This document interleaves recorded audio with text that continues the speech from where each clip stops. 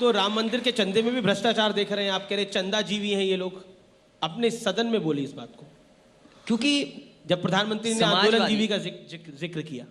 आंदोलन से उनकी पार्टी के लोग भी निकले हैं, और कम से कम भारतीय जनता पार्टी को यह कहना चाहिए कि वो आंदोलनों के बारे में क्या कहते थे। क्या वो आंदोलन नहीं करते थे? किसी पॉलिटिकल पार्टी ने उन्हें उन शब्दों से नहीं कहा। आखिरकार भारतीय जनता पार्टी कैसे कह सकती है इन बातों को? आंदोलन जीवी से प्रधानमंत्री का कहना यह था, जो मैं समझा, जैसे सीए के दौरान वही चेहरे दिखते थे, जैसे किसान आंदोलन में भी वही चेहरे दिखे। उनका मतलब था कि कुछ लोग आंदोलन पे ही अपनी जीविका को चला रहे हैं। मान लीजिए समाजवादी पार्टी है जी, महंगाई पे आंदोलन करेगी, बेरोजगारी पे आंदोलन करेगी, किसान के सवाल पर खड़ी होगी, तो है तो एक ही पार्टी। और जहां तक चंदा का सवाल है, समाजवादी पार्टी ने और मैंने कहा है कि हम दक्षिणा देकर के जाएंगे। चंदा शब्द हमारी मैथोलॉजी में नहीं रहा, हिंदू परंपराओं में कहीं चंदा शब्द नहीं है पूजा के कामों को लेकर के। क्या आपको लगता है कि 2022 में राम मंदिर भी लगभग बन के तैयार होगा? वो भी एक बड़ा मुद्दा होगा चुनाव का, भारतीय जनता पार्टी बनाएगी निश्चित तौर पर। जहां तक मंदिर का सवाल है, भगवान राम का सवाल है, भगवान राम सबके हैं, केवल भारतीय जनता पार्टी के नहीं हैं। और जैसे राम हमारे लिए, वैसे ही हमारे भगवान कृष्ण, और ये सभी अवतार हैं भगवान विष्णु के। तो भगवान में कोई सवाल नहीं है।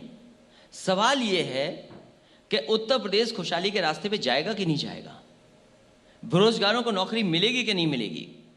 आप किसान जो 3 कानून लागू कर दिए हैं, हमारे मुख्यमंत्री जी कभी स्ट्रॉबेरी की उदाहरण दे देते हैं, कभी वो ड्रैगन फ्रूट का उदाहरण दे देते हैं, कभी काली गाजर का उदाहरण देते हैं। मैं उनसे जानना चाहता हूं, ये उदाहरण ठीक है, कुछ न कुछ किसान अपनी तरफ से कुछ नया कर रहे हैं। जी जी जी, कुछ लोग नया करना चाहते हैं, लेकिन धान कितना खरीदा है सरकार ने ये बताया हमें।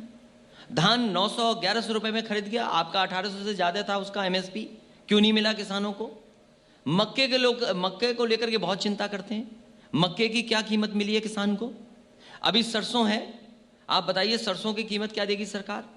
और गन्ने का अभी भी बकाया है।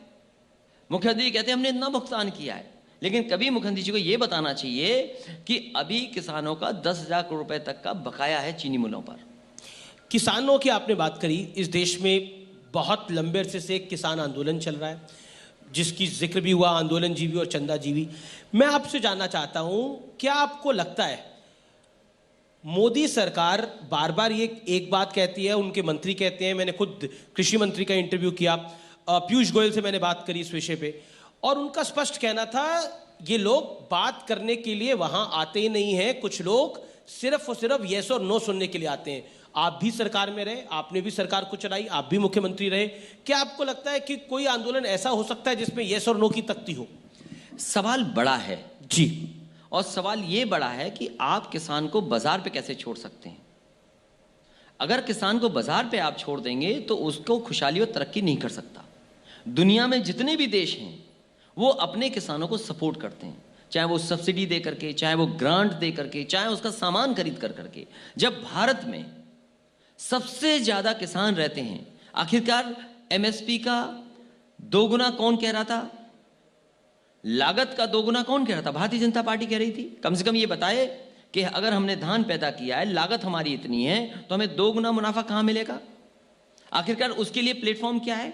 मंडियां आप खत्म कर रहे हो। समाजवादी सरकार ने लगातार मंडियां बनाई, बुंदेलखंड में कोई जिला नहीं बचा। बार बार करिए, प्रधानमंत्री जी ने भी बोला और आपने भी सुना होगा, उन्होंने 2-3 बार इस बात को इम्प्लीकेट करा। गृह मंत्री अमित शाह ने भी बोला, उन्होंने बोला कि मंडियां कहां खत्म हो रही है, कहां कानून के किस भाग में लिखा है, वो 3 कानूनों में कहीं नहीं लिखा मंडियां बंद हो रही हैं। ये बोलने की बात है, आप लिखा भी नहीं है। आप यहां से जाइए एक्सप्रेस वे पर, यहां पर आम की मंडी बन रही मलिहाबाद में जी, क्यों काम पूरा नहीं सरकार ने किया?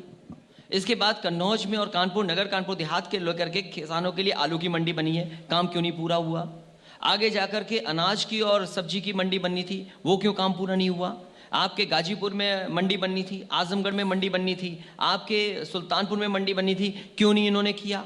आप बांदा में मंडी बन के तैयार है, आपकी ललितपुर में मंडी बन करके तैयार है, आपके जालौन में मंडी बनकर के तैयार है। आप मंडी की व्यवस्था को क्यों नहीं बेहतर कर रहे हैं? पर क्या आपको लगता है किसान आंदोलन जो है उसका पॉलिटिकल रंग देखने को मिल रहा है? जिस तरह से कहीं ना कहीं पॉलिटिकल एस्पिरेशंस भी है, राकेश टिकैत एक बड़ा नेता बन के उभरे हैं, अब आपको भी सोचना पड़ेगा कि आने वाले 2022 में आपको राकेश टिकैत के साथ समझौता करना है या जयंत चौधरी के साथ समझौता देखिए, करना है। सवाल बहुत सिंपल है। जी, आप एमएसपी कहां देंगे, किस जगह पर किसान को एमएसपी मिलेगी।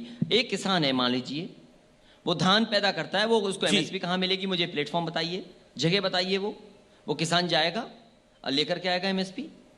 अभी सरसों तैयार है खेतों में, आप मल्टीनेशनल कंपनी को सपोर्ट कर रहे हैं जिससे कि एडिबल ऑयल उनका है, क्या किसान प्रचार कर सकता है? जी। तो सरसों का एमएसपी क्या है, वो कब देंगे आप? राकेश टिकैत के बारे में अखिलेश यादव क्या सोचते हैं, क्योंकि कहीं ना कहीं वो इस पूरे किसान आंदोलन में बहुत बड़े नेता बन के उभर रहे हैं, जिस तरह से पूरी जाट लैंड के अंदर। मुझे क्या आपको लगता है कि एक नया जाट नेता खड़ा हो गया है? देखिए, राकेश टिकैत जी कोई जी। आज के नेता नहीं है। और जब मैंने उनसे बात की थी फोन पे, यही कहा, मैंने कहा जी कि आप बहादुर पिता के बहादुर बेटे हैं। तो राकेश टिकैत और उनके पिताजी का आंदोलन और उनका लगातार संघर्ष किसानों के बारे में सब जानते हैं। उनकी पॉलिटिकल क्या होगा आने वाले समय में मैं ये नहीं कह सकता हूं, क्योंकि पहले भी चुनाव लड़ चुके हैं, इसलिए मैंने इस सवाल पूछा। लेकिन जहां तक पॉलिटिकल पार्टी है, समाजवादी पार्टी है, जी। समाजवादी पार्टी लगातार किसानों के सवाल पर आंदोलन और लड़ाई लड़ती रहेगी। कानून व्यवस्था पर मेरा सवाल है, योगी सरकार अब तक करीब 7500 से ज्यादा इनकाउंटर कर चुकी है, 133 अपराधी मारे गए हैं, 2900 से ज्यादा अपराधी गंभीर रूप से घायल भी हैं। तो क्या ये गलत है अपराधियों को मारना? नेशनल ह्यूमन राइट कमीशन से सबसे ज्यादा नोटिस उत्तर प्रदेश की सरकार को मिले हैं। जी, सबसे ज्यादा फेक एनकाउंटर उत्तर प्रदेश में हुए हैं। सबसे ज्यादा कस्टोडियल डेथ अगर कहीं हुई तो उत्तर प्रदेश में हुई है। और आज भी ईमानदार अधिकारी जो काम करना चाहते हैं, ईमानदारी पुलिस के जो जवान है जो काम करना चाहते हैं, पता नहीं क्या दबाव है जो सरकार काम नहीं करने दे रही है इनको। आप और आए दिन घटना हो रही हैं। जी, कोई दिन नहीं बचता है जिस दिन ऐसी गंभीर हत्याएं ना हो जाती हों। बेटियां कहाँ सुरक्षित हैं? और जितने भी अच्छे इंतजाम किए थे पुलिस के लिए, one of the best response system दिया था, वो खराब कर दिया इन्होंने। पर योगी आदित्यनाथ कहते हैं कि कानून व्यवस्था का मुद्दा लेकर वो 2022 में चुनाव में जाएंगे। वो उनका सबसे बड़ा, वो कहते हैं कि हमने बिल्कुल क्लीन कर दिया उत्तर प्रदेश को। अब गाड़ियां नहीं दिखती महासचिव सचिवों की, जो गाड़ियां घूमती थी उत्तर प्रदेश के अंदर। मुख्यमंत्री जी ठीक कह रहे हैं, क्लीन कर दिया, क्योंकि उन्होंने अपने ही मुकदमे वापस कर लिए, तो अपने आप को क्लीन कर लिया उन्होंने। अगला मेरा सवाल, आखिरी दो सवाल है। कोरोना वैक्सीन को लेकर आपने एक बयान दिया था जिसपे बड़ी कंट्रोवर्सी भी हुई। अब तो टीके लगने लग गए हैं, तो अब आप लगवाएंगे? बहुत देर से लगवाया, ये टीका पहले लगवा लेना चाहिए था, जब ट्रायल थर्ड नहीं हुआ था तभी। अब आप लगवाएंगे नहीं लगवाएंगे? मैं ये कह रहा हूं कि भारतीय जनता पार्टी ये बताए गरीबों को फ्री कब लगवाएगी। बिहार में तो लग रहा है। मैं ये कह रहा हूं कि उत्तर प्रदेश में फ्री टीका कब लगना शुरू हो जाएगा और हमारे गरीबों को कब टीका लगेगा। आप लगवाएंगे नहीं लगवाएंगे? मैंने आपसे कहा कि समाजवादी पार्टी सरकार बनेगी, पूरे गरीबों को फ्री टीका लगाने का काम करेगा और हम भी फ्री लगवाएंगे। अच्छा, अब आप वैक्सीन लगवाएंगे नहीं लगवाएंगे? मैंने आपसे कहा कि फ्री समाजवादी पार्टी की सरकार बनेगी, हम फ्री वैक्सीन लगवाएंगे और खुद लगाएंगे। आप भी तभी लगवाएंगे, यानी जब फ्री में लगेगी वैक्सीन? बिल्कुल। ठीक है, चलिए मेरा आखिरी सवाल आपसे, और जो महत्वपूर्ण सवाल है 2022 के लिए, अखिलेश यादव 2022 में किस चुनावी मुद्दे के साथ मैदान में उतरने वाले हैं? मुद्दे बहुत हैं। उत्तर प्रदेश की जनता में समाजवादियों ने ईमानदारी से काम किया है। जनता को आज भी वो काम याद आ रहे हैं, जब एम्बुलेंस जाती है, एम्बुलेंस लेकर के आती है, गरीब की मदद करती है। पुलिस का 100 नंबर आज भी वही है। आज भी कोई गांव ऐसा नहीं है जिसमें समाजवादी पार्टी का लैपटॉप न चल रहा हो। पूरे उत्तर प्रदेश में जितना बिजली में इंतजाम समाजवादियों ने किया, सब स्टेशन से लेकर के ट्रांसमिशन लाइन से लेकर के जनरेशन, उतना नहीं किया। मैं तो ये कहूँगा, आखिरी कहता हुआ जा रहा हूँ, कि कम से कम मुख्यमंत्री जी से ये पूछेगा कि उन्होंने कौन सा नया बिजली का प्लांट लगवाया है, नया। तो आप विकास के मुद्दे के साथ चुनाव में उतरेंगे? समाजवादी पार्टी विकास और खुशहाली और न्याय दिलाने के लिए, लोगों को सम्मान मिले, उसको लेकर के जनता के बीच में जाएगी। बहुत बहुत शुक्रिया अखिलेश यादव, आपने 2022 पे भी बात करी, मौजूदा राजनीतिक समीकरणों पे भी बात करी, और बंगाल पे भी बात करी, उत्तर प्रदेश पे तो बात करी। बहुत बहुत शुक्रिया अखिलेश यादव जी आपका न्यूज़ 18 के मंच पे आने के लिए। Thank you so much.